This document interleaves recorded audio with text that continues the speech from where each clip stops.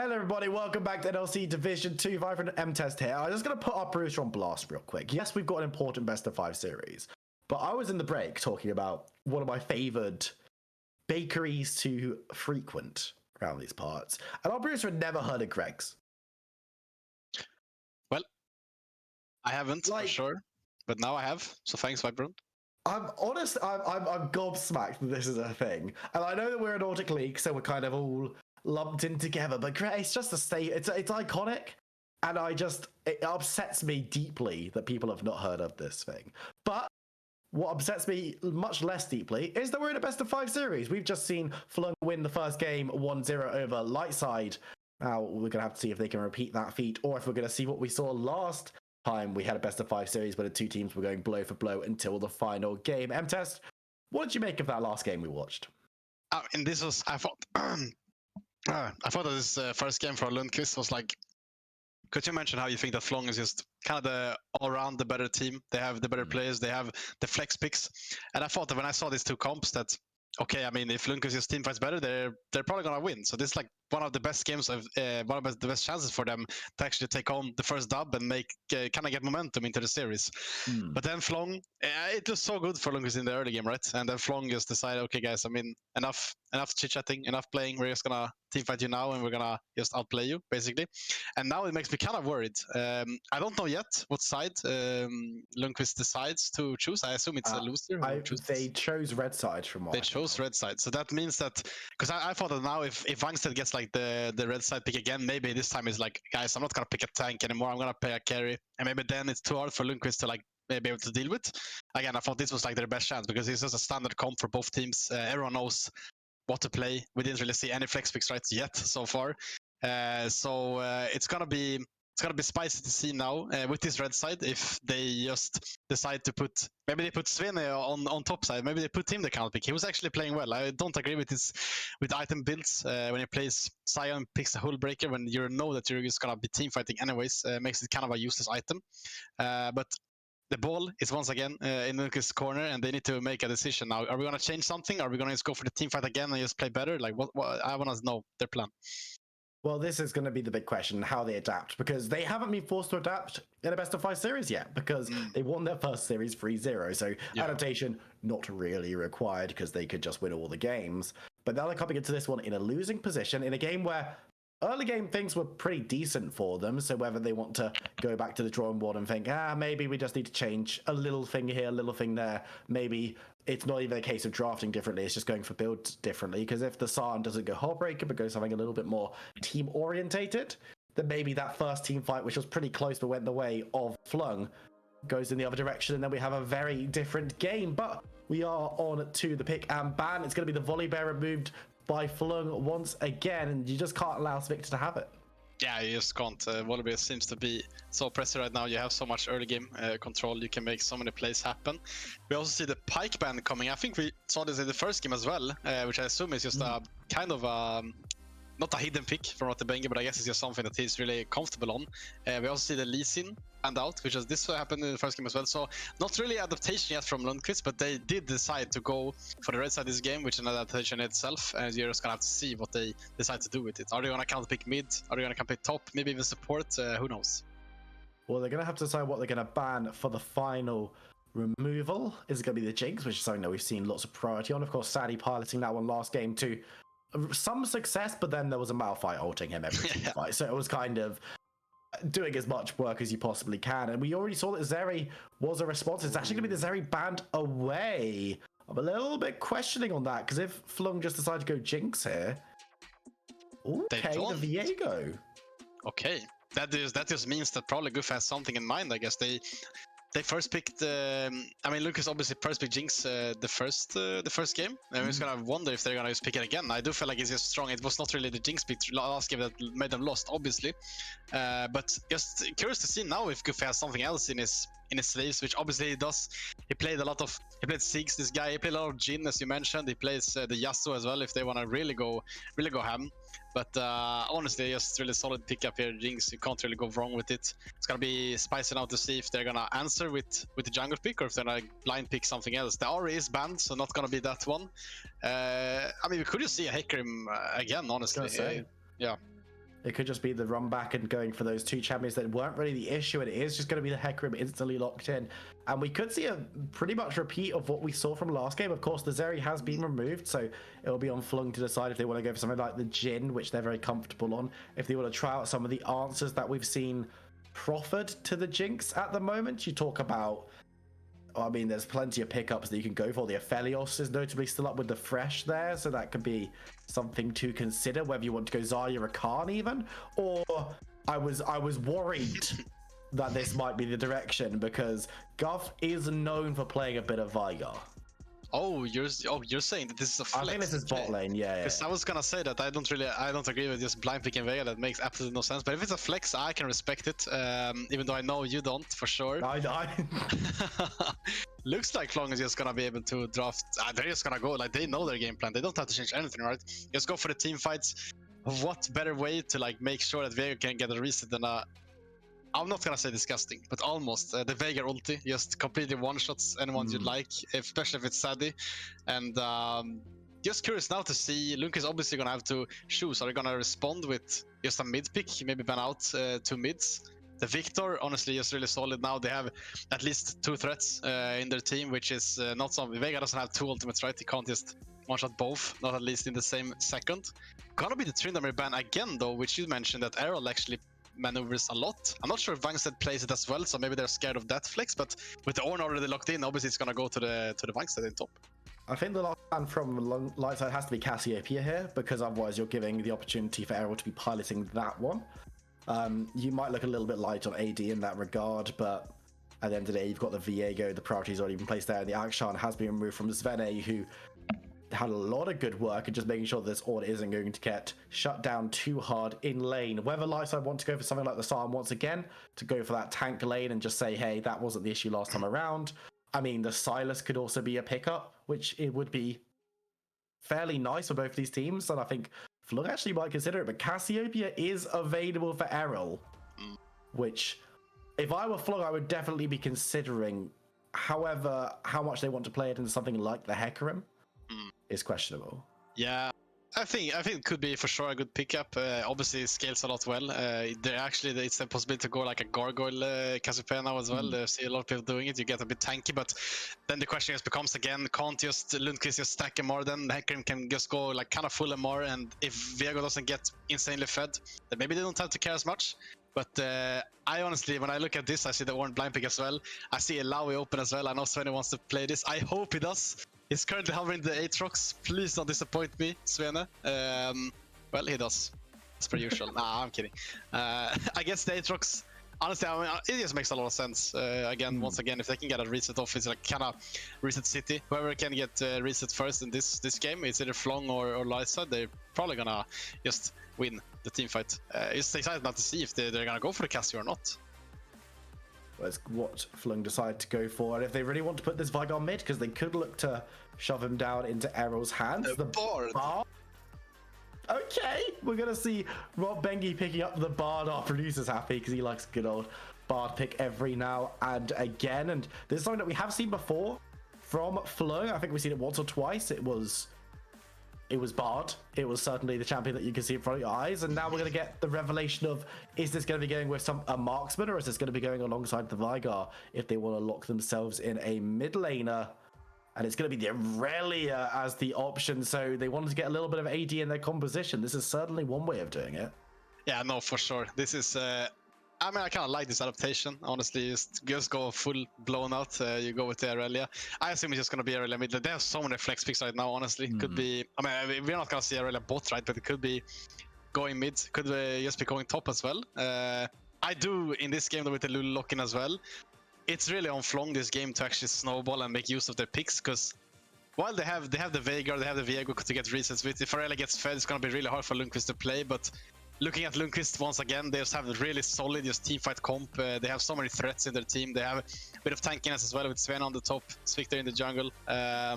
It's really up to Fløng to just snowball this game out of control with Bard moving, just making sure that this Aurelia is gonna be snowballed. It's really up to like the mid jungle in this game to make things happen. Only concerned looking at Lightside's composition, and as you say, they've got a lot of different options, and team fighting for them is going to be really good. if they can get the team fights. My one concern is that you look at Fløng's comp, what they built, it's going to be quite difficult for Lightside if they're second to the play to contest in chokes, to contest objectives, because you've got, we know that Vigar's dumb and broken. I know, I understand this. He can put up that cage and he's going to be able to play around it exceptionally well. But when you add a Bard to the mix, when you added a Relia ultimate to the mix, you've got Ornn there. It's going to be so difficult when they've only really got a Hecarim as the hard engage. Because Aatrox, his engage is to ult and move slightly faster towards you or find a flank. Mid lane, you've got Victor, who's not engaging. You've got Jinx, who's not engaging. And you've got Lulu, who's not engaging. So if the Hecarim gets caught out in a cage or is cut off by an Ornn ultimate, suddenly you're not able to take the team fight because you're not able to get them started on your terms. And while that is usually okay, if you're like, okay, well, we can bait the Ornn ultimate with my E, we'll turn around and we'll do it again. Vigar cage is on like a 10-second cooldown. So it's going to be so hard for them in the mid and later stages, especially if Fløng could go into those mid stages a little bit ahead with someone like Errol having a couple of kills. I'm scared if Lightside are going to be able to get the team fights that their composition desperately craves. But we're on to the ref for our second game of the evening. Fløng 1-0 up in this best of 5 series, but Lightside looking to make a comeback. Yeah, no, I think especially what you said there, I completely agree. Especially this game, we mentioned that if they are second on the objective, it's really hard for them to just face check. As you mentioned, they just get kind of one-tapped by the side of Fløng. That's what I said, the tempo in League is so important almost every single game. And I think we saw in the first game that Fløng is like kind of playing better with it. Even though when they were behind, they managed to get tempo, and that's where they got the fight that made them come back into the game. And you're just gonna have to see if Lundqvist, if they learn from their mistakes. It's really hard to learn from just one game with how you're supposed to play with the tempo. But maybe they just know that, okay, we did some hiccups here and there. It's nothing really big if we can solve it now. And we go into because as you mentioned, if Fløng can get ahead and they make sure that Lundqvist can't just play the team fights however they want, it's going to be really hard for Lundqvist. On the other side as well, if Fløng just, maybe they manage to do some hiccups in the early game as well, then it's just going to be not a walk in the park for Lundqvist, but if we all know that if it's just going to be a straight 5-5 team fight, no one gets caught, then it's going to be rough for Fløng to win this without any leads in the mid and the jungle. Yeah, so they're going to have to be playing around that one. Shafty is going to be instrumental, you've got to imagine, especially when he had a little bit of a slower early game last time around on the same champion, and they've given him the priority. They've said, look, we've got blue side, we've got first pick, we want to get that Viego as the champion that we think is the most impactful in the game, to be taking in that B1 spot when the likes of Jinx was open. Question being what he can do, and if he can get someone like Errol going early, who must be said, on the Azir, quiet opening from him, but during some of the later team fights, he was absolutely indispensable. Yeah, no, he was popping off for sure. His position was just... he was just too good. He was managing to just dish out damage onto the backline of Lundqvist without even being a threat to getting killed. So that's like really just the wet dream for the Azir. This time around, though, as you mentioned, it's just going to be completely different for him. He's going to have to... In the team fights, it's really hard to play Aurelia. It doesn't really matter what champs you play against. But once again, we're going to see probably like some kind of 1-4 going into the mid game, and just hoping that Errol is going to be ahead then for the side of Fløng. Already making pressure onto FighterP though, and having to burn your flash this early onto the laning phase against the Aurelia is going to be rough for FighterP. Normally we talk about someone like the Victor and say, look, losing flash means that return ganks are going to be so much more impactful, and yeah, that is true. As we see in the top side, Vangstead actually just putting some damage down. Remember, Ornn is an assassin, as he puts a lot down onto the Aatrox, but even if Shafty isn't in the neighborhood, Victor not having a flash is going to make laning against the Aurelia, as you said, pretty unpleasant. Yeah, no, for sure. Vangstead though, you absolute madman. Flashes forward, stops the recall. I mean, he does. I mean, he loses his flash and a lot of his health bar to do so, and Aatrox is just going to recall now, but cool, I guess. That's crazy from Vangstead. Tanks are just that broken, I guess. Like, he just gets Svene so super low, just completely 1v1, and then he manages to just go for the risky play. If he were going to go down there, I would be so depressed if I was Vangstead. But now, I guess in a way, if you think about it, forcing the trading flashes with Svene is kind of good for Fløng, I think, because they have the Viego once again. Victor just keeps, he's just gonna keep like kind of full king until level 6. So it could be look to now it's kind of after Shaft to just keep reganking this mid and top and see if they can get something rolling. But man, when I see these tanks doing so much damage, I get really confused. Are they carries or what? You know, or not, he deceptively does a lot of damage in the early stages. It does fall off quite quickly, so nothing to be too scared about. A Shafty moving forward towards Svenne. Remember, he doesn't have flash, but isn't going to be stunned up by the Viego. It takes a decent chunk. Gonna go brittle. Shafty tanks a couple of shots, but Victor is here, and there's enough damage there to surely pick up first blood. As Vankstead cannot get back towards the Viego. It's going to be first blood going over to the Hecarim, and Vankstead may well. That's a lot of damage goes through and picks up the return kill onto Hecarim, and is now running for his life. Gets the level up to 5, which might help keep him alive. And remember, he can go on Sobble on his W, but is thinking about turning it around. Dabs on the haters and goes back towards base, but Errol has decided to make a play up towards this Aatrox, but level 4 versus level 5, just secured level 5 for Svenne. Can he get a stun down? He's holding it, gets it, and now Errol, it's a case of can you cut down the war machine? Diving down, but Victor is moving up. I think Errol needs one more auto to secure the kill, and Fatty P is just going to stride back towards his wave.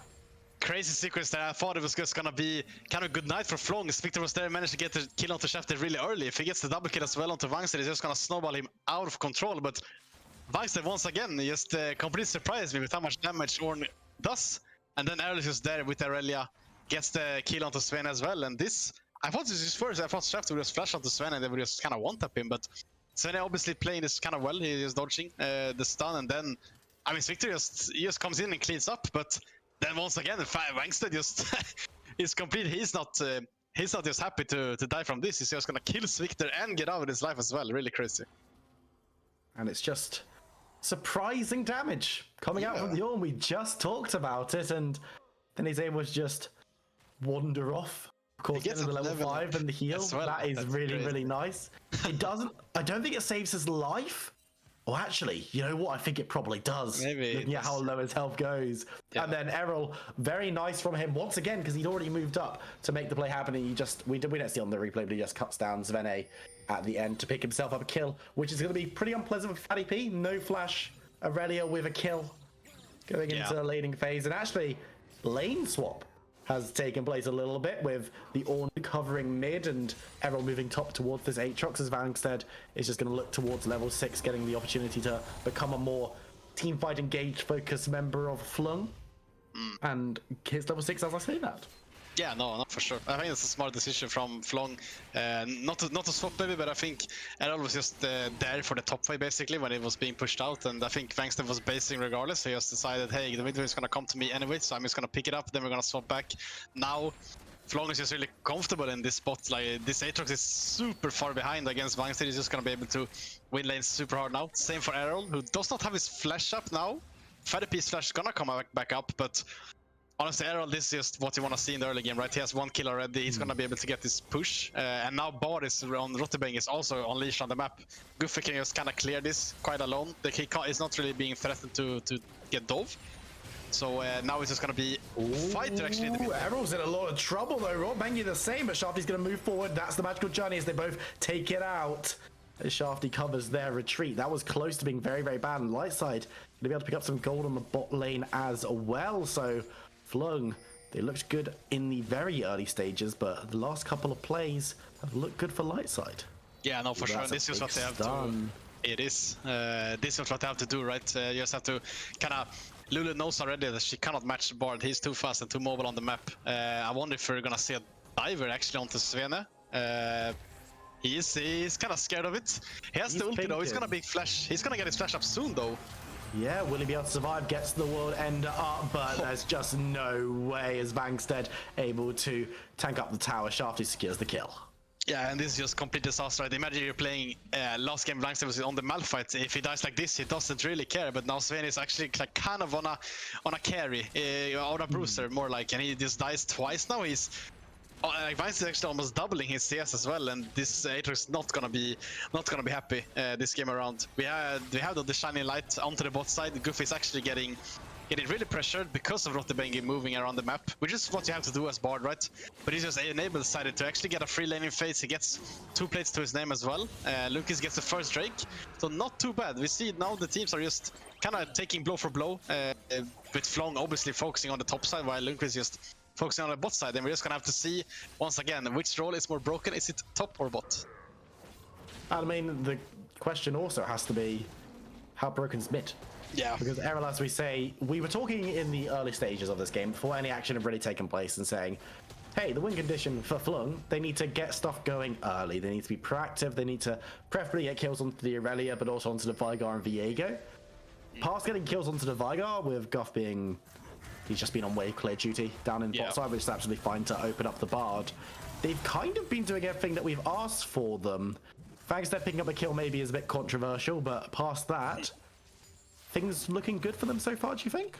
Yeah, no, I think it does. It could be. It's not going to be. I think he's just going to be able to walk this off, right? Shaft is not in position, but the Bard that comes out. I don't know if they're going to be able to get anything further as touch goes low. They have the Vigar ultimate available, but aren't going to be throwing it down. As Shafty just going to move back away. Once again, has the Eye of the Herald though, so he could be looking to try and invest something into this Vigar in lieu of a kill. It's giving him a bit of extra gold potentially. Yeah, it was a good ulti there from Rottenbengi. Not enough though. Shafty was not in range. But I wanted to come back what you asked me. I think while Lundqvist, sure, they made mistakes on top side. Sven is not having a good time right now. He is not anywhere near close to being able to contest Vangsted. Then again, though, they are kind of what they're doing good is they know that they have like kind of weaker lanes in top and in mid, and now they're just. I think Fadip though he just knows, even though he had to burn his flash early. He has not really been a victim of like repeat ganks. They have been able to turn around quite well, and while they are behind on the top side, they're making good work of making sure that they're able to scale on mid and bot. As I say this though, Shaft and Errol moving once again back to the top side. Oh, that's gonna be able to get a double knock up in the end, and now needs to be a little bit careful tanking up tower. People are just a little bit too slow, a little bit too unhealthy. But Shafty needs to be careful, gets hit by the knock up and will back away. But Fløng have members committed up towards the top side. They've got themselves the Eye of the Herald, remember, in the pocket of Viego. So they could just look to drop that one down, but he's actually going to decide to move away. And this is, I think, is just a smart choice, right? We saw last time around, Lundqvist decided to put the Herald onto the top side, but I think Fløng knows that they have to either put it mid or bot to make sure their carriers get a lot of gold. And while this is happening, I mean, I think this is good play by both Sven and Victor. Victor knows that they're planning to move to top side. Well, I say this though, Rottenbengi once again with the Lulu board. Caught out in the cage. The stun doesn't come through, but I don't think it matters as touch goes low. Should be removed. Ooh, nice flash to avoid the Q though. Let's go unable to secure the kill. Damn, there's just so much action going on all around the map. Even the Rottenbengi, who is not, I think you're not supposed to play aggressive in this matchup, but wait, Victor's actually going on a journey again, but I don't think this could result in anything, right? No, I don't think so. Zadie is there, so there's not going to be any chance for Fløng to kill on the crackback, and they're going to just move back towards the mid lane, clearing vision as he goes, but it's going to be the Rift Herald thrown towards Errol, which does make a lot of sense. Yeah, no, it does for sure. Just keep snowballing this Aurelia. Again, I think Fatty P has been doing really well in this lane phase, honestly. He's just been not even trying to get push, but just keeping up in CS and making sure that he's going to be a threat into the mid game and the late game. Rottenbengi here once again, he is just laning with Bard. It's kind of funny to watch and nice. They almost get the kill, but touch, I mean, Lulu has too many shields. He still has his exhaust up. Manages to trade flashes with Goofy as well. And you can just see, even though there's all like 3-1 in kills, there's so many like kind of micro things going on. Everyone is trying to like kind of kill their opponent and make sure that this game is just, you're not just being able to lane for free. Sadly though, speaking about laning for free, he is just kind of smart. He knows that Rottenbengi is supposed to roam the map, and he just picks up the cool, and he already has his Kraken Slayer as well.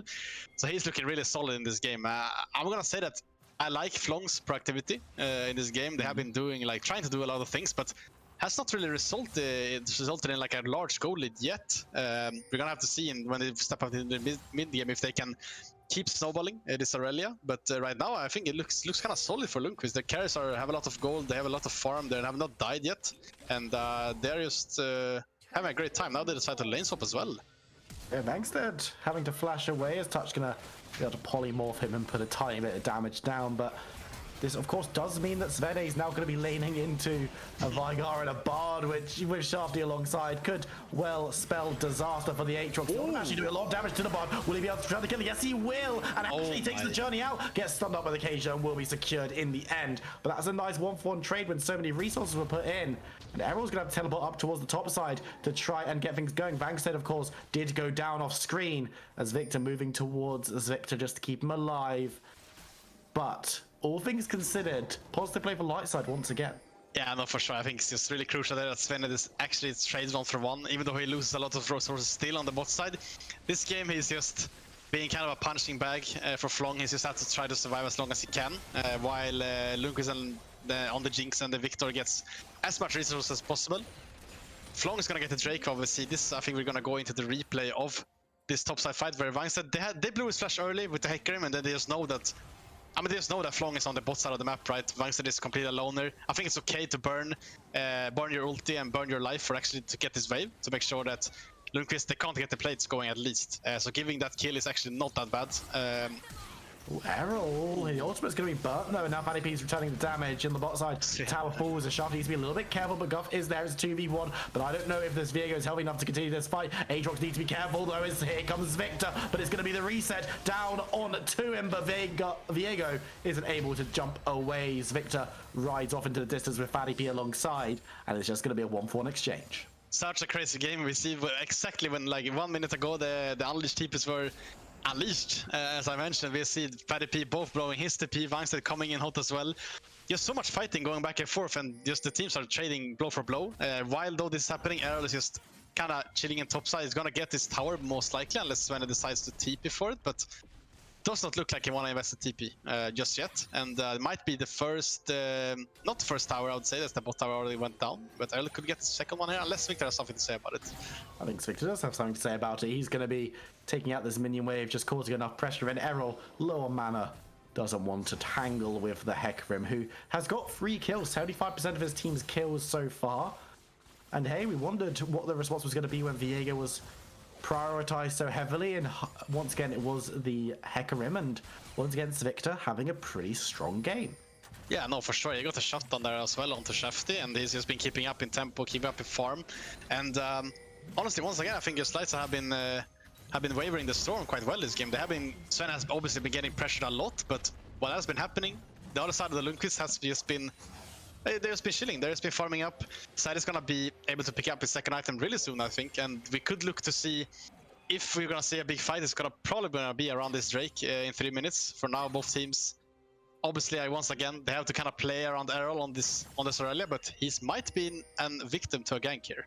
Yeah, there's a lot of people from Lightside turning up, and you know he's going to dive on forward, gets the stun flashing away, but it's Victor running at the speed of sound, is going to dive on through, won't be able to get the displacement, but there's so much being thrown. The Bardo a second too late to save his life, as Ron Bengi isn't going to be able to save the tower either. Yeah, really well played there. Lundqvist just knows once again that they have the numbers here. They know that Fløng is on the top side securing the Herald. They're going to be able to secure the bot tower of their own. And once again, they're just trading kind of blow for blow. They trade the Herald for a kill on the bot side, but I think this is just so much value for Lundqvist. They're just buying time for themselves. I do think for sure that even though Guffe is on the Veigar, they're getting outscaled quite heavily with the Victor, with the Jinx.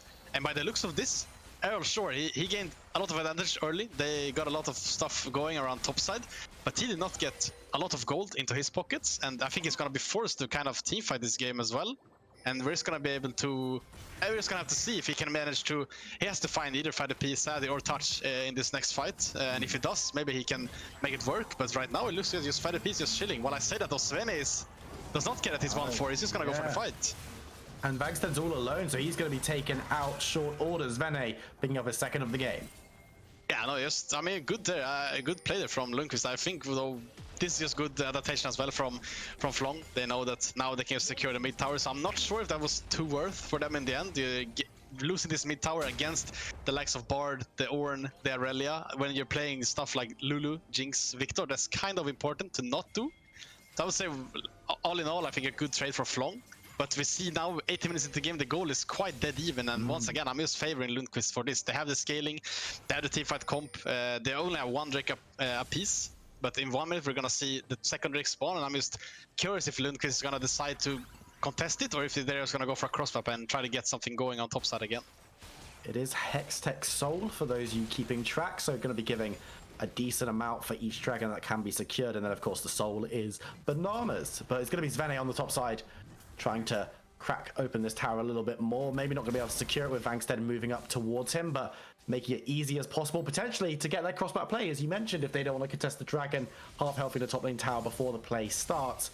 will make it a much easier ask. That being said, I guess the question really is, so we talked about Fløng needing to have a lead going into the mid-game, which is where we firmly are in the mid-game, coming up to 20 minutes, coming up to third dragon fight.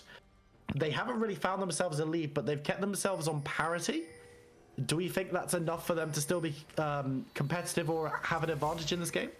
The thing is, if I say that it's not enough, I'm for sure casting curse and they're just gonna ace them in next fight. But I will say I will not care if I do. I think it's not enough, honestly, to not get this Aurelia like at least 3 kills, like maybe get her some plates with the Herald as well. They have gotten like a lot of towers though. They have gotten all the tier 1 towers, which is good. This makes Aurelia enabled to play on the side now, and it's gonna still be rough for 5p to play on the side. But I think Lundqvist can sit comfortably on this already, even though Fløng just now got a second place Victor though, in a lot of trouble maybe.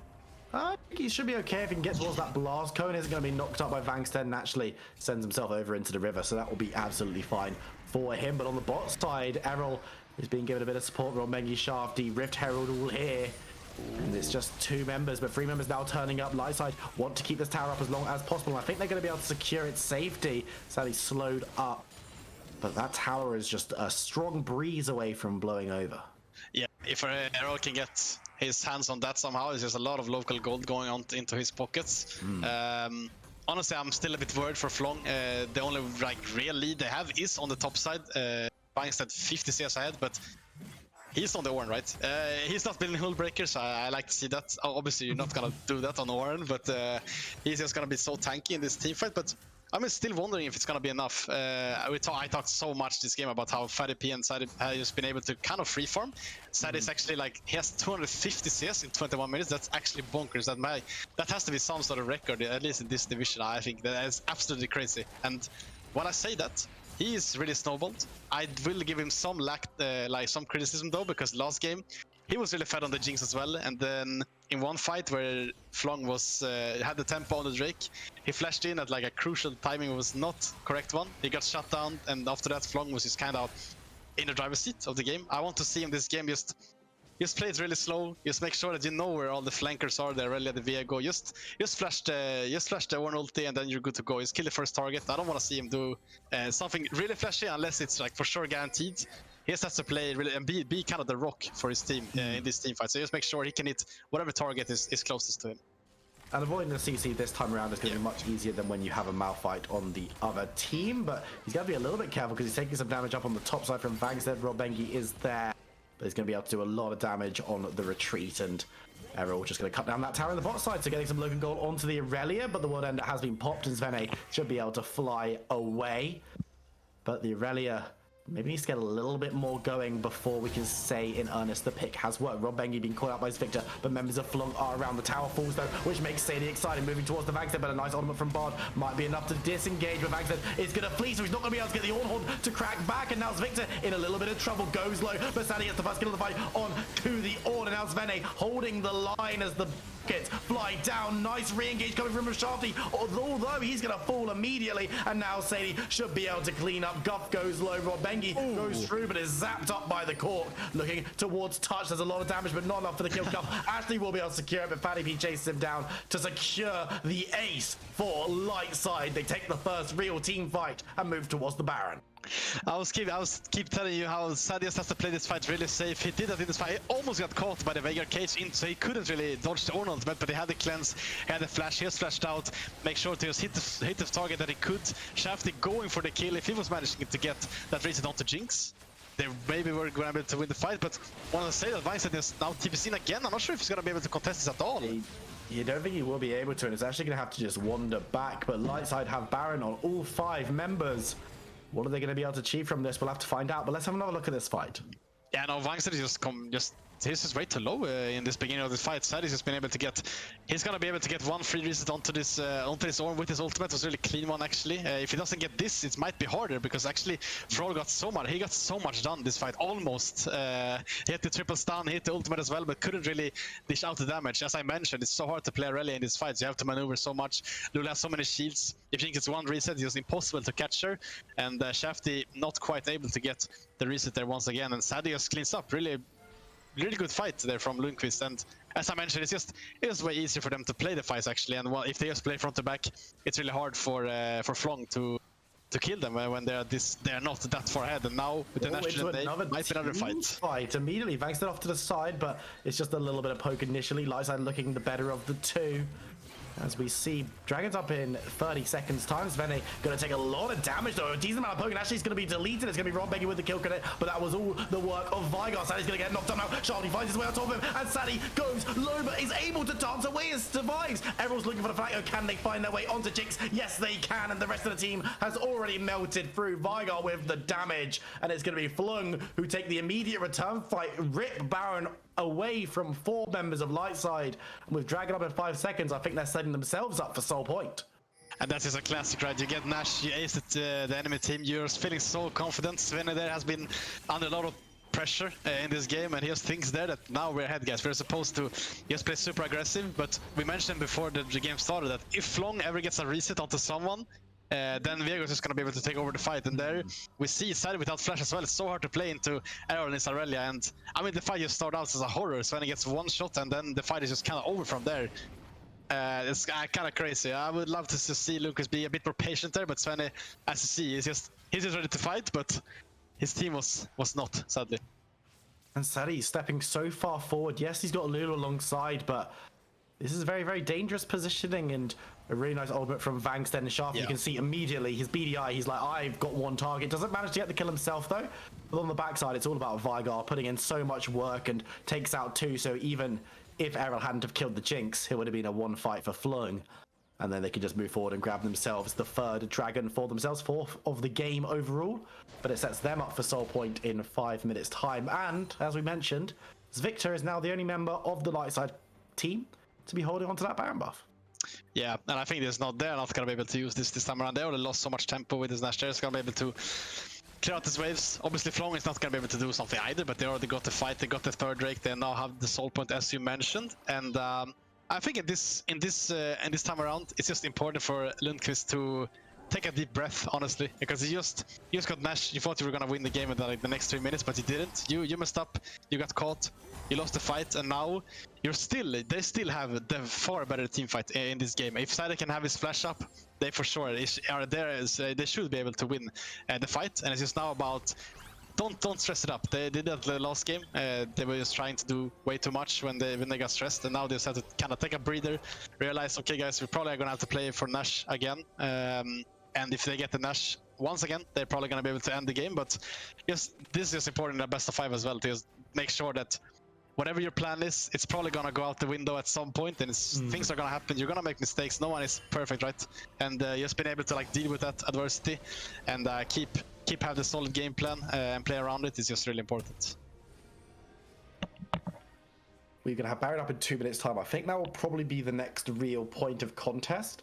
And this goes back to what we were saying. The fears that we had about Lightside's composition going into this game was what we saw in the last team fight that they won, because it was Lightside having to get on top of them, and they were just unable to do so. So if Fløng can hold the line for the next 2 minutes, yeah, they don't need to gain themselves a big advantage, but if they can get to Baron first, suddenly life becomes so difficult for Lightside, because yeah, while they want to be even, they want to be on parity, they don't have a huge advantage. They can't sweep over and destroy Fløng at short range, at short notice. Yeah. No, yeah. It's just going to be, I think it might be quite difficult, but Victor's moving forward. They want to try and get a pickup onto Gov. He's going to be able to flash away, so Vangsted becomes the target, but he's going to call the Forge God, and he's going to get the knock-up only onto one, though, as Svenne, but Touch is going to be well by the cage. A lot of damage coming through from Guff. He's still got ultimate, remember, so he's going to be able to blow someone out of the water as Vangsted falls, though. Here comes Errol looking for a target. Saddy on the side has already blown the stopwatch, but won't be the focus of any more action, as it will just be a 1-for-1 trade unless the teams decide to re-engage. You see here that even though once again I favor the scaling onto Lundqvist, as you mentioned, if they're forced to kind of face it there, they're just engaging kind of randomly onto Vangsted. They don't really have the best vision in the team. They only saw Shefty on this Viego on the bot side, and they just thought, hey guys, we can just decide to fight in mid. But Fløng, they're readiest every single time, and now, as I mentioned, Jinx has been scaling for free. She is so strong, but Guffe has been silently kind of farming and trying to keep up, and now he has 3 items already. He has the Anathemas, he has the stopwatch as well, and I mentioned that if Viego managed to get one reset, if they manage to kill someone in the beginning of the fight, which is kind of easy when you look at Lundqvist's team. They have the Aatrox, they have the Hecarim, but they are not the tankiest members in the world. Goofy just managing to give Shafty resets, then I think it's so hard for Lundqvist to play. And as you mentioned, it's just so important that the teams have tempo on the map. Right now it looks like Lundqvist has it because they are first. Errol just recalled, and I hope they can get the setup onto this Nash for their sake. We see now Sadie as well having the Affinity Edge. I just hope once again that Lundqvist, they stay true to their plan. They keep play front to back. They don't really go deep, and they are still supposed to win the fights. I think it's up to Fløng to be creative and play in these chokes, as you mentioned, without the in the fog of war, and make sure to get a reset before the fight starts. Well, they're looking towards the mid lane. They're looking towards the fight, but Ronbengi takes a little bit of poke. Guff throws down the cage, but that's now on cooldown, so as Victor wants to go, now's the time. The call of the Forge God means that it's going to be on the other side, though. Shafty moving forward, but that's a really nice ultimate coming in through from Victor. Breaks up the fight completely, and Svenne moves on forward. They get a lot of damage onto Guff. He's the focus. He's not going to be able to get any work done because he's going to be deleted as soon as he gets out of stasis. Will go down to Sadie as Ronbengi has to fly away.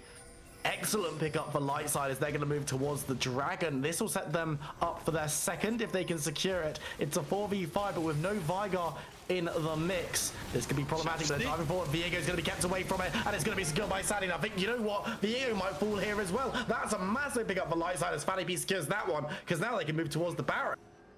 Really well played. There's no good fast off flash. There's no, if they get his hands onto him, they for sure don't have enough damage on the side of Fløng to win the fight. And after that, I mean, Shafty, I think it's good what he does. He goes for the 50-50. If he gets it, they get the sword, but regardless, Lundqvist is probably just gonna get the free Nash here, and this is just what they want, right? They just want a clean front-to-back fight, and that's where they just shine. Sadie doesn't even have to blow his flash in that fight, and they're just cleaning house, honestly. There's so much damage in this fight. When he's just able to hit the front line, they kind of one-shot, honestly, they was one-shot Goofy there, the back line, and then kind of the rest of Fløng has to run away in shambles. Get themselves the Dragon to get themselves the Baron on 5. And now it's a case of what Fløng can do. We're going to jump to a replay to see exactly what happened in this situation. But yeah, see how they catch out the Vigar here. Yeah, Goofy just, once again, he has no flash with the C. He maybe gets like a bit of false confidence when the Ornn ulti comes out, but really just clean ulti there from Swick. He knows, again, he has no flash, even though the Vega cage is like kind of catching 2 carries on the side of Lundqvist. They just know that this guy's just toast. He's just gonna die. Even though like perfect timing actually from Ronbengi on the bar ultimate doesn't make any difference at all. They just get a shutdown onto Sadie as well. He's almost gonna be full build. Now has a stopwatch to his arsenal as well. He has the flash, he has the cleanse. It's looking really rough for Fløng. They need to, once again, they need to find a pick, find a Midsommar. Maybe they stand in mid lane, they try to bait Svenne once again to go like a bit too deep. Maybe that's their game plan for now, but Lundqvist is looking really confident here. Unless Shafty can find a flank, doesn't look like it though. He's on full vision.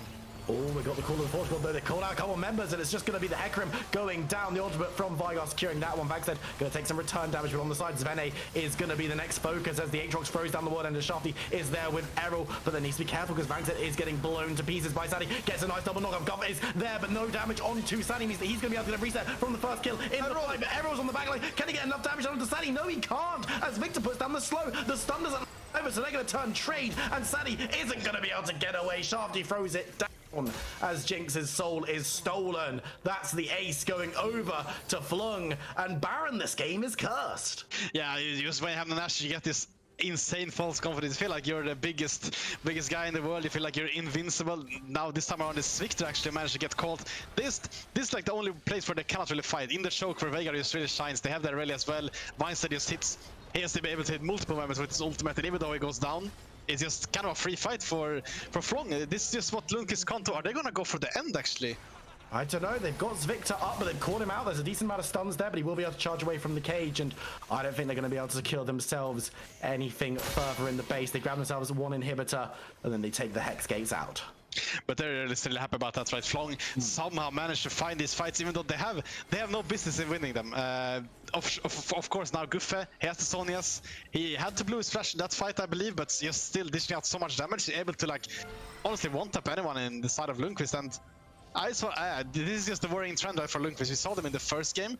We saw them were getting really stressed, and they were playing the fights kind of poorly. Now they are so ahead in terms of the team fight comp that they have, but they keep messing up. They keep getting caught, and this is also like give respect to Fløng, right? Their speculation. Look, that cage is actually insane. Sad has to blow both his summoners in the beginning of the fight, and that just means that when Victor is dead, it's just hard. Look at this cage. They can't do any damage to the side of Fløng.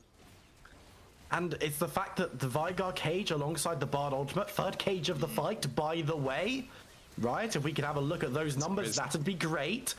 Fourth cage. Fourth cage of the fight, don't worry about it. Veigar's a perfectly balanced champion, Riot.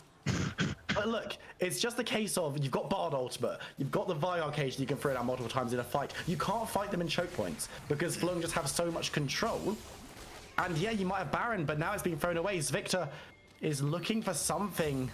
Isn't able to find anything in the end, but yeah, Dragon's going to be the next point of conflict. Yeah, no, it looks for sure. They have 40 seconds on it right now. Lundqvist has the control of the river. This next mid wave is going to be really important for whoever gets that. It's going to have kind of the tempo on the Drake, and I just really want to see both teams actually try to contest this. But looks like Guffey there is going to maybe give it up the tempo. He's gonna have his TP, right? He's gonna be able to TP back, and maybe they're just gonna be able to try to brute force their way into the river. But it's gonna be really rough now when Lundqvist they have the tempo, they have the control, they have the vision, and now they're gonna be forcing Fløng to face check, which is they could be done. They have Lundqvist on his own, who is really tanky. But when I look now, they have the bot wave as well going for them. So could this mean that they just try to cheat this? They just get the second mid wave as well. And now, actually, they are the ones that has the tempo into the river. And now it's the other way around. It's going to be hard for Lundqvist to just try to face like this one. Yeah, you've got members of Fløng moving down the river. They've grabbed themselves a bit of control and have actually started up the dragon. It spawned up, and it's going to be Shafty on the back of that one. Victor's looking for it. Svenne going to go over the top because he's going to try and get involved in the mixer as much as possible. But it's going to be secured already as the horn has been caught. But that's a little bit of a nombo as they manage to stasis through the Orn Horn, but they will be able to pick up the first fight onto touch. Shafty moving forward though. Look at the side. Keep your eyes on Guffey. Blows up Victor as Shafty is just keeping the jinx at bay. Fatty P also nowhere to be seen. Svenne heroically takes down one, but it's just the Bard as Soul and the fight go the way of Fløng. I mean, honestly, insane ulti there from Rottebengi. I mean, I guess it could have been better. Vangstead, they didn't have the best synergy there. Orn just puts his ulti at the same time. They managed to miss it, but it doesn't matter. They got the soul, which means that they are fighting in a choke as well. They just win the fight. I wonder here, it's 50 seconds on touch, 30 seconds on both the top side. Are they going to go for the end here? I don't know if they can, because you've got Victor and you've got the Jinx. The wave clear is fine from them, but it looks like Fløng are trying to catch someone out. Fanny P caught in the box, but it's going to be able to flash away from the cage. And now Errol is trying to get some damage down onto this tower. I think they'll be able to get one Nexus tower, but health bars are pretty low. Guff going to go forward, can't get the execution, and actually goes down. Fanny P survives, and now Sadie with the assist is going to be able to go hyper. Picks up a second. You've got to imagine one more shot onto Errol will be enough to get the resurrection. Throws down the Chompers and will be able to deny the Guardian Angel. The ultimate from Vangstead is too little too late. Overstay from Fløng. They get one Nexus tower, but hey, a couple of key cooldowns. What can Lightside do? Baron's up. I mean, I just wonder at this point if you actually want to take it. It's just cursed, isn't it? Like, if you get Nash, you're just bound to get caught afterwards. But good, like, I mean, obviously good punish there for Lundqvist. If Fatty P doesn't play that insanely well as he did, he also kind of picks it perfect in that fight, just bailing out the cooldowns from Fløng and then flashing away. They for sure is lose the game there. But now they're going to be able to take this tier 2. They're going to get the Nash. And I mean, honestly, Viper, we have a game on our hands. Like, I just have seen Fløng having no business winning this team fight, but they just keep surprising me. They just keep getting these perfect engages onto Lundqvist. They just keep one-shotting people in the beginning of the fight. And even though this Nash is for sure gonna go down, I'm still worried for Lundqvist. They just have to play insanely well to win this game. Yeah, they're gonna be able to pick themselves up. Baron on 5 once again. I think that's the third time this game that they've managed to secure it. And now moving in, they've only got one Nexus tower to their names.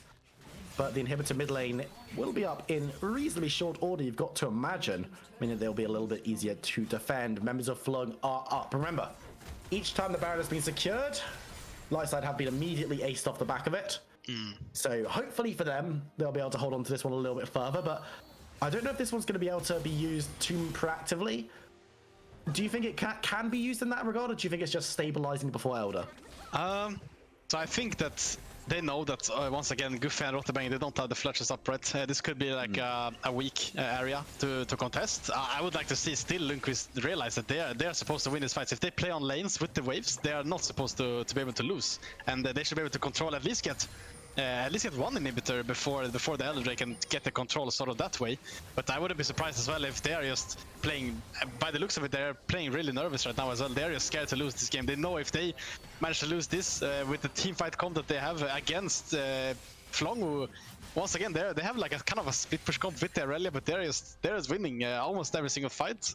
I would be really scared once again if I'm Lundqvist and maybe they just decide to take it really slow, make sure they get the fight onto the Elder, which is why this would probably be the final fight of the game. Unable to find Victor with the catch, but Lightside just trying to slowly but surely push their minion wave up towards this tower, but it's not even able to get in range as Lightside will be called out. It's just touched though as the call of the forward god will be blown. Can they get the damage down? Can they get the first kill on the fight? Ronbengi needs to be a little bit careful. Another cage comes up, but it's just splitting up the team. It's not going to be able to catch anyone this time around. Shafty moving forward, can't grab the engagement as Ronbengi actually is going to have to be the one that backs away. Shafty has to Scarper. As Lightside, they do enough to keep away the full engage that Fløng so desperately wanted. And now they're moving towards the top lane at tower. Yeah, and this is just where I feel like I just give the edge to Fløng, really. They're just so confident. You can just see in them. They don't care if Lundqvist has the Nash or not. They have the teamfight comp. They just try to engage, get something going. They don't, unfortunately, this time around. And now Lundqvist play on this way. Victor's gonna go! Into the backline, gets onto Guff though. Ronbengi's there, Vangsted's there. Viego isn't even in the neighborhood right now as Lightside pull the fight around the inhibitor tower. The inhibitor tower's fallen as Ronbengi needs to be careful. Vangsted diving back. Guff is actually still alive as Errol looks for the side. No one's gone down just yet, but Ronbengi is certainly close to doing just that. Errol looking for the flank, but it's going to be the first kill of the fight for Lightside. They're looking towards the Aurelia. Can they grab a second? Sandy doing so much, called out with the ultimate, but will still grab two. It's a double for the Jinx as Shafty on the side actually helped to pick up one. Moving forward towards Touch, diving in, will be able to get the resurrection out of Sandy on the Jinx. Guff is there, looking to get as much damage down as possible with the CC, gets the shutdown as Shafty looking to fight Svenne. Touch on the side is going to get assassinated by Vangsted, but it's Aatrox this time who picks up the kill, and Fanny be looking for a way out. Svenne won't be able to do the same, but is looking to fight tooth and claw of the base. Victor's already gone looking for the recall as Vangsted moves forward. Vigar's still alive, remember, as the world ender is popped for the movement speed. It's free for free. It's a defense that was needed. This game is so close.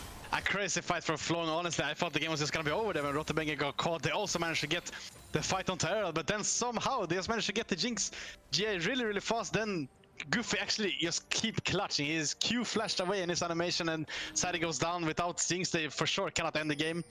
Damn, that's a really clutch defense from Fløng, and now we're gonna see this Drake coming up in 20 seconds. Is gonna be for sure contested by both teams, and I just wanna see. I thought that once they get the Bard, they could just play with the wrist on Jinx and just go for the Nexus, go for the towers and as well, and just keep play it slow. They have the numbers there, but Sadie, he just tastes the blood, man. He's kind of playing like a shark this game. He just wants to kill every single guy that he sees. Goes for the chase onto Errol, which I think is quite a mistake actually. I think they could just go for the end right here, but he goes to chase on the tower, which I can respect. But after that, he just gets shut down. He has the GA, but he just gets kind of outplayed by Goofy there, who's just we're going but the right fight again.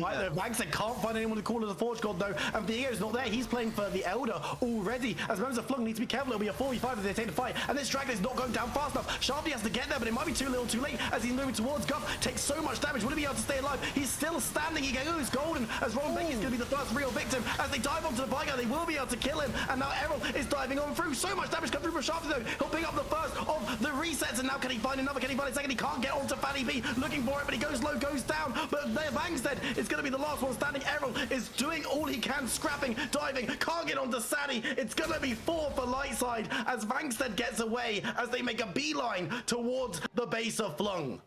They showcase finally how they're supposed to just play this fight. Just play it calm and collect, kill the first target.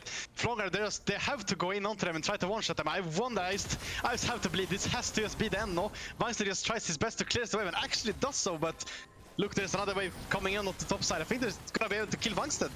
15 seconds on the bar. I think they're just going to go straight towards the Vangsted. The Call of the Forge God is back up, but he can't get it. He will be able to get a knockout though, and so much damage goes down on the Jinx. Sammy is dead, and Vangsted is keeping his team tooth and claw in the game. Gets the knockup and the double. The Orn! Vangsted! How? No way he does that. No way he just did that. That is absolutely crazy. He knows the Sadie has no flash, Elder's obviously. still But up. That is crazy. Elder still up. I mean, this just has to for sure mean there's 45 seconds death timer on both Sven and Sadie. Sven he's gonna have his TP back up when this spawns, but I wonder if it's just a little bit too late. They're gonna TP onto the top side, actually try to make something happen while his Elder is being started by Fløng. Touches around, so he might be able to slow this one down, but Errol's there to defend. Sharpie's there to defend. It's 2v2 in the base. The inhibitor's down, and it looks like Lightside are going to try and do something. It'll be a 2v2, but who wins? Let's find out as they dive on through. Funny takes so much damage. He's deleted immediately. Victor is going to be able to fight against 2 stun targets, but he goes low and is removed. Fløng win the fight in the base. They win Elder Dragon. Can they win the game? That is absolutely crazy, the chain of events that is happening here. I think Fløng knew that Lundqvist had to try for something crazy. They knew that if they were just try to counter this top side, they can manage to get the Elder. Touch's gonna get taken down as well. Sadie now being brought back to life. Same as Sven. I wonder if they can defend this, but Sadie no flash. Sadie gonna get knocked up, but he's too far away. The inhibitor will be the first focus, and it will be removed in short order. Viego and Bard are quite a distance away, but now they're looking towards the second tower. Goff does so much damage to these, remember, because he got all that AP. The Nexus towers are down. The Nexus is laid bare. Can they defend? Vaxlet goes golden, and that should be enough. A crazy game set up for a Fløng match point. That is absolutely crazy. That's one of the craziest games I have seen in a very long time. We saw that both the teams, they're playing their compositions to their strengths, kind of. I think Fløng having the edge there, honestly, they just keep got those picks that kept them in the game, even though they had no business on being into it. They were outscaled. They had the worst items. They just had the worst champs in that game. I mean, when it just comes down to these team fights, and just managing to outplay Lundqvist in these fights. I think that just sets a tone for the rest of the series, that you just have the mental edge. Like, imagine you just win against a team fight comp with this companies. They have the Aurelia, you have a champion that just wants to completely split push, and I think that just really sucks for Lundqvist. I just really wonder if what's left in the tank after this. They must feel so devastated after a loss like this. It's NLC Div 2, baby. That's just all it is, and. That is why Vargas broke it, everyone. I just want to make sure that this is the case study. Everything that I complain about pretty much every week here on this show. But we're going to jump to a short break. When we come back, can Fløng complete the 3-0, or is it the beginning of the reverse sweep? Don't go anywhere. We'll find out in a few.